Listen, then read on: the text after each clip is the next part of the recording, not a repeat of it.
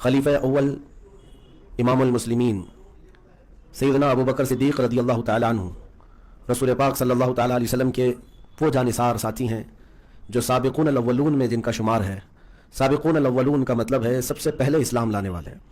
नबी मुकर्रम सल्लल्लाहु ताला अलैहि वसल्लम ने जब ऐलान नबूवत फरमाया तो आप सल्लल्लाहु ताला अलैहि वसल्लम की तस्दीक करने वालों में जो सबसे पहले नाम आता है वो सैयदना अबू बकर सिद्दीक़ रज़ी अल्लाह ताला अन्हु का है।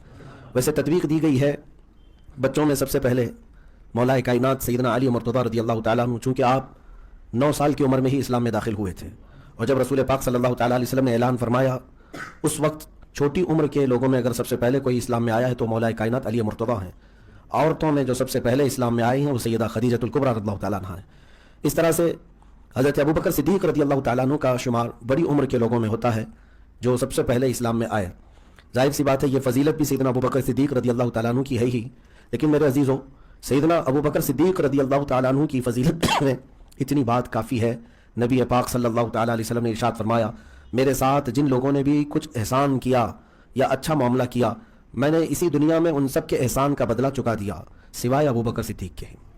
अब इससे अंदाज़ा लगाएं, नबी पाक सल्लल्लाहु ताला अलैहि वसल्लम इरशाद फरमाते हैं कि अबू बकर के एहसानात का बदला अल्लाह ताला ही क़यामत के दिन अता करेगा। रसूल पाक सल्लल्लाहु ताला अलैहि वसल्लम जिसके मुतालिक ये फरमाते हैं उसकी क्या फजीलत हो सकती है कि मुझ पर जिन लोगों का भी कुछ खैर का मामला हुआ या एहसान किया किसी ने मेरे साथ, उन सब का बदला मैंने दुनिया में दे दिया सिवाय अबू बकर सिद्दीक़ के। और वाकई हज़रत अबू बकर सिद्दीक़ रज़ियल्लाहु ताला अन्हु जिनके मुतालिक खुद अहादीस में यह वारिद है कि हुजूर की सारी उम्मत का ईमान एक पल्ले पर रख दिया जाए और हज़रत अबू बकर सिद्दीक़ का ईमान एक पल्ले पर, तो हज़रत अबू बकर सिद्दीक़ का ईमान भारी होगा। सारी उम्मत का ईमान एक तरफ, ये मामूली बात नहीं है, उसमें गौस भी हैं, कुतुब भी हैं, अब्दाल भी हैं, नुजबा भी हैं, शुरफा भी हैं, सारे सहाबा ताबईन औलिया कामिलीन उलमा सालिहीन मुज्तहिदीन सब मौजूद। इन सब के ईमान को एक तराजू पर रख दिया जाए और हज़रत अबू बकर सिद्दीक़ का एक पल्ले पर, तो फिर भी हज़रत अबू बकर सिद्दीक़ का ईमान भारी होगा। सैयदना उमर इब्न खत्ताब रज़ियल्लाहु ताला अन्हु फरमाते हैं कि काश मेरे पास इतनी ताकत होती तो मैं अबू बकर सिद्दीक़ से वो रात खरीद लेता। एक नेकी के मुतालिक आप फरमाते हैं वो रात खरीद लेता। आपसे पूछा गया कौन सी? फरमाया वो जो गारे सौर में रसूलुल्लाह के साथ उन्होंने बिताया था। अपनी जान को जोखिम में डाला, सांप डसता रहा लेकिन आपने पैर में हरकत तक नहीं की। आला हज़रत फाज़िल बरेलवी रज़ियल्लाहु ताला अन्हु ने फरमाया, सिद्दीक़ बल के गार में जहाँ उन पे दे चुके, सिद्दीक़ बल के गार में जहाँ उन पे दे चुके।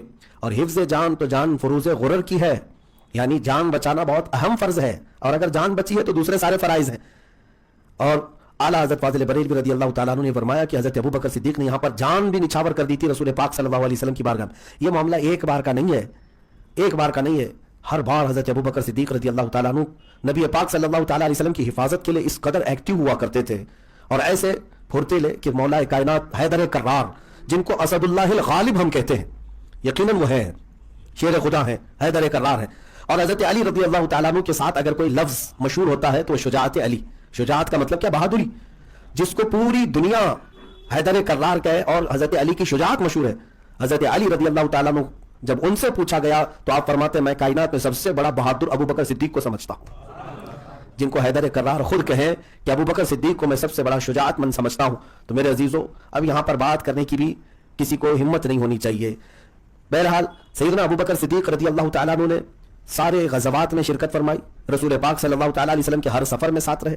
जितनी जंगों में नबी पाक सल्लल्लाहु अलैहि वसल्लम ने शिरकत फरमाई उन सारी जंगों में सैयदना अबू बकर सिद्दीक़ हुजूर के साथ रहे।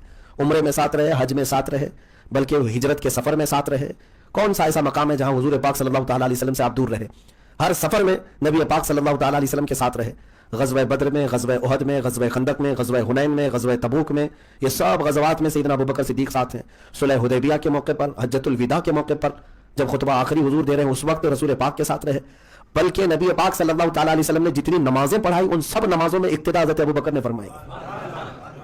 नबी पाक सल्लल्लाहु ताला अलैहि वसल्लम के साथ रहने का अगर सबसे ज्यादा शरफ किसी को हासिल है तो हज़रत अबू बकर सिद्दीक़ को है। और हद तो ये है इंतकाल के बाद आज भी साथ में ही सो रहे हैं। इतना ही नहीं बल्कि रसूल पाक सल्लल्लाहु ताला अलैहि वसल्लम इरशाद फरमाते हैं क़यामत के दिन जब पहले सूर पर सारे लोग मर जाएंगे, फिर जब अल्लाह तबारक व तआला दोबारा जिंदा करना चाहे तो इसराफील अलैहिस्सलाम को जिंदा करेगा और वो सूर फूंकेंगे। तो फिर कायनात में जब लोगों का जिंदा होने का वक्त आएगा, नबी पाक सल्लल्लाहु अलैहि वसल्लम इरशाद फरमाते हैं सबसे पहले मैं अपनी कब्र से उठूंगा। हुजूर पाक फरमाते हैं सबसे पहले मैं अपनी कब्र से उठूंगा, फिर अबू बकर और फिर उमर। और हुजूर पाक सल्लल्लाहु ताला अलैहि वसल्लम किस अंदाज में मैदान महशर में आएंगे? फरमाते हैं मेरा एक हाथ अबू बकर के कंधे पे होगा, दूसरा उमर इब्न खत्ताब के कंधे पे। اس شان کے ساتھ رسول پاک صلی اللہ تعالیٰ علیہ وسلم میدان محشر میں آئے. سمجھانا چاہ رہا ہوں، اور بھی بڑے دلائل پڑے ہوئے ہیں، قرآن کی 110 آیتیں میرے پاس پڑی ہوئی ہیں. نقطہ یہ سمجھا رہا ہوں کہ نبی کی بات کو نبی کی بات سمجھ کے اگنور نہ کرو، وہ نبی کی نہیں اللہ کی ہے. یہاں کہ سمجھ گئے آپ. اب اگلا سارا سال تڑپیں گے آپ. حدیث سنیں ذرا، گرم موسم میں بھی سینہ ٹھنڈا ہو جائے گا. یہاں تک یہ بات سمجھ میں آ گئی کہ نبی کا حکم ایکچول بیسیکلی اللہ کا حکم ہے. بولو یار، یہاں تک سمجھ گئے. اب آؤ حوالہ سنو. ہماری اہل سنت کے سر کا تاج ہے امام راغب اصفہانی، لغت کے بہت بڑے امام ہیں. ان کی کتاب المفردات، اس کے صفحہ نمبر 16 پہ یہ حدیث موجود ہے. اور یہ قدیمی کتب خانہ آرام باغ کراچی کی چھپی ہوئی کتاب کا نمبر بتا رہا ہوں. آپ جو بیروت لبنان کی ہے اس کا صفحہ نمبر 3 ہے، اس کا صفحہ نمبر 16، اس میں یہ حدیث موجود ہے. امام ابن عساکر اہل سنت کے سر کا تاج، ان کی کتاب ہے تاریخ مدینہ و دمشق، 80 جلدوں پہ مشتمل. اس کی جلد نمبر 42 صفحہ نمبر 313، بیروت لبنان کی چھپی ہوئی کتاب، اس میں یہ حدیث موجود ہے. خطیب بغدادی کی تاریخ بغداد جلد نمبر 3 صفحہ نمبر 456، بیروت لبنان کی چھپی ہوئی کتاب، اس میں یہ حدیث موجود ہے.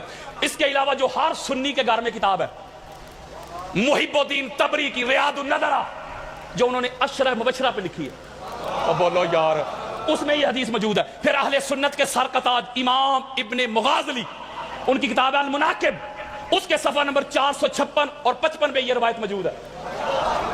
یہ میرے پاس کوئی 25 کتابوں کے حوالے موبائل میں پڑے ہیں. گھر جانے والی بات نہیں، اے کوڑاتے ہیں میدان، میں نے دکھانا ہے، منانا نہیں. حدیث سنو. حضرت حذیفہ نے روایت کیا، اسی طرح سے صحابہ کا جمع غفیر.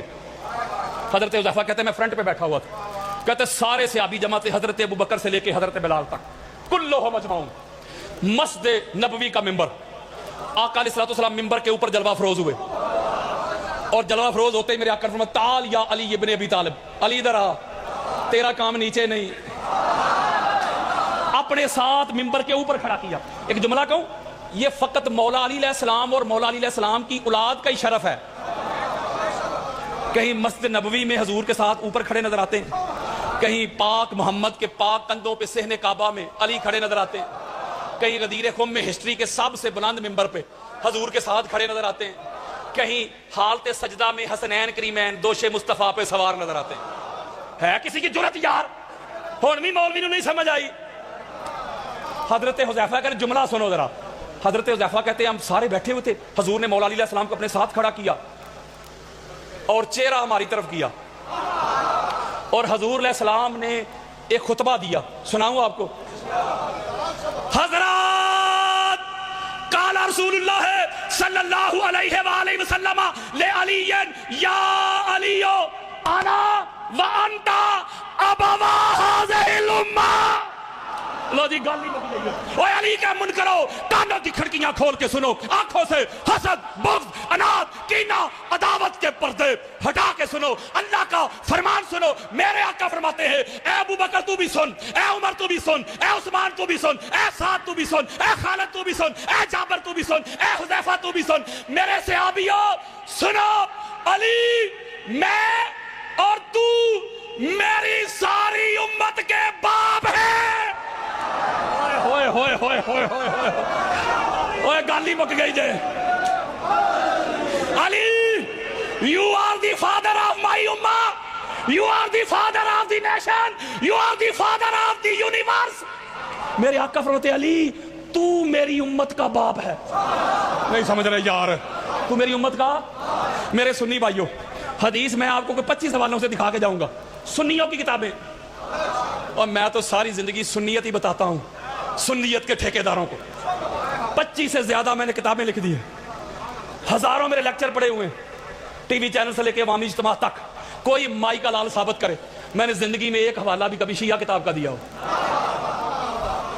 میرے سنی بھائیوں ایک سوال پوچھتا ہوں، حضرت ابوبکر صدیق حضور کے امتی نہیں؟ بولو کی ہو گئے یار؟ حضرت عمر بن خطاب امتی نہیں؟ بولیں. حضرت عثمان، خالد بن ولید، سعد بن وقاص. حضرات میرے آقا نے اعلان کر دیا میرا امتی ہی وہ ہوگا چھوٹے سے لے کے بڑے تک، پہلے سے لے کے آخری تک میرا امتی ہی وہ ہوگا جو علی کو باپ مان لے گا۔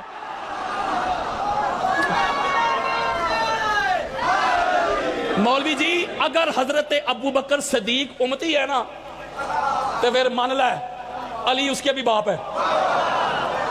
اگر عمر بن خطاب امتی ہیں تو پھر مان علی اس کے بھی باپ ہیں۔ اگر حضرت عثمان بن عفان امتی ہیں تو مان علی اس کے بھی۔ اور یارو اگلی تو حدیث سنو، اگلی سنو آگے کیا حضور فرما رہے ہیں؟ آگے حضور فرما رہے ہیں کہ حق علی ابن ابی طالب کا حق الوالد علی ولدہ۔ لو جی گالی مک گئی حضرات، میرے آقا نے فرمایا میرے بھائی علی کا حق میری ساری امت پہ ایسے ہے جیسے ایک باپ کا حق اس کے بیٹے پہ ہوتا ہے۔ اب مجھے بتائیں نا ذرا، اب جو باپ کا حق ہے وہ بیٹے پہ، یارو جو باپ کا حق ہے بیٹے پہ، وہ قرآن پڑھ کے دیکھ لیتے ہیں۔ حضور نے جو فرما دیا علی کا حق میری امت پہ ایسے ہے جیسے ایک باپ کا حق اس کے بیٹے پہ ہوتا ہے، تو باپ کا حق بیٹے پہ کیا ہوتا ہے ذرا قرآن سے پوچھ لیتے ہیں۔ قرآن کہتا ہے جناح الذل من الرحمہ، قرآن کہتا ہے سنو جی مولا، فرمایا باپ کے سامنے نا گردن جھکا کے کھڑے رہنا ہے۔ اوئے ہوئے ہوئے نجم بھائی، اوئے باپ کے سامنے بازو پھیلا کے نا ایسے گردن نیچی کر کے نظریں نیچی ایسے کھڑے رہنا، ایسے باپ کے سامنے۔ بیٹے کو اللہ کہہ رہا ہے نہیں سمجھ رہے، اور کہا کہ باپ کو سامنے اف بھی نہیں کرنی۔ باپ جو کہے نا اف کا مطلب سمجھتے ہیں نا، چونکہ چنانچہ بھی نہیں کرنا۔ اللہ کہہ رہا ہے علی کے سامنے چونکہ چنانچہ بھی نہیں کرنا۔ اگر علی کے سامنے چونکہ چنانچہ کر دیا تو محمد کی امت سے خارج۔ وہ اللہ تو علی کے سامنے اوں آ کرنے والے کو امت سے خارج کرتا ہے، تو جو علی کے سامنے تلواریں لے کے آ جائے نہیں سمجھ رہے یار، اللہ اس کو کہاں کہاں سے خارج کرے گا ذرا سنیے گا۔ اور آگے سنیں، اللہ کہتا ہے جب مخاطب کرنا ہے نا، قرآن دے رہا ہوں، یہ کل رب ارحمہما کما ربیانی صغیرا، وہ ایک گالی مک گئی یار۔ اللہ قرآن میں کہتا ہے سنو باپ کو رب ماننا ہے۔ ہاں بات ہی نہیں سمجھے، باپ کو رب کسے کہتے ہیں؟ رب اللہ کا ذاتی نام نہیں، صفاتی ہے۔ وہی رب کہتے ہیں یار پالنے والے کو۔ چلو مجھ پہ فتویٰ لگا دیں رافضیت کا، امام شافعی کی سن لو۔